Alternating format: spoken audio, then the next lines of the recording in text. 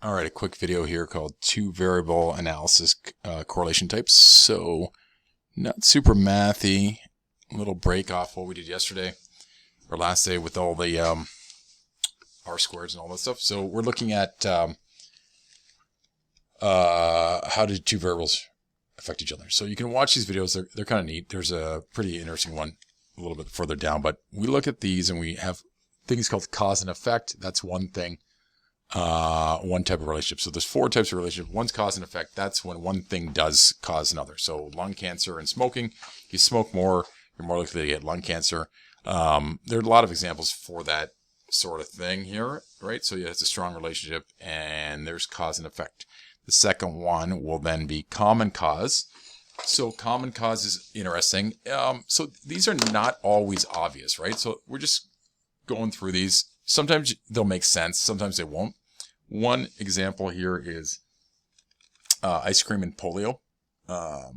So there was a you can watch the video, but there was a thought that kids eating ice cream, the more ice cream you ate, the more likely you were to get polio. Back, I don't know when this was, in the 50s, 40s, and they figured out that later on that for some reason polio did spread in the summer, and they figured out that kids ate a lot more ice cream in the summer. So it looked like maybe it was ice cream related. That's quite the leap, but that's what they thought. So there might be other things like that in life that you think, we say this causes that, but in reality, you might think, I don't know if that makes sense. There's another one about, what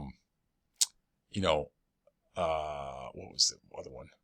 Things like another common cause thing would be things like if you go to the beach, you're more likely to eat tomatoes. Again, it's summer related. Tomato sales go up in the summer. Beach attendance goes up in the summer. But do they really have anything to do with each other? Probably not, right? They're both summer related. So there's a lot of things like that are called common cause. Reverse cause and effect is kind of interesting. That's when you think A causes B, but actually B causes A. So there's a lot of stuff like that in the health industry, right? So sometimes you think to yourself, I remember there was a time where they thought poor gum health caused poor heart health, and now they think it's the other way around. If you have a weak heart, your gums will not be as healthy. So they thought for a while, if you didn't floss, you could make yourself sicker, like you could have a bad heart. But now they think that if you have a bad heart, your blood flow doesn't move as well through your body, and therefore you don't have healthy gums. So instead of saying floss more so you don't have a heart issues or heart attack, they say, hey, if you have bad gums, that might be an indication that you have bad heart. So it's kind of switched the role of dentists in that case. So that's a thing. I might have made that up, but I don't know. It's a good story. So there's some other ones here about nearsightedness and all that sort of thing. Accidental correlation. There's some funny ones, right? Two things that are correlated that have nothing to do with each other, right? At all. So that's different than common cause. Common cause means, there's something that is causing two things at the same time to happen. But this one is that just complete accident. So divorce rates and margin. There's some funny sites about that, right?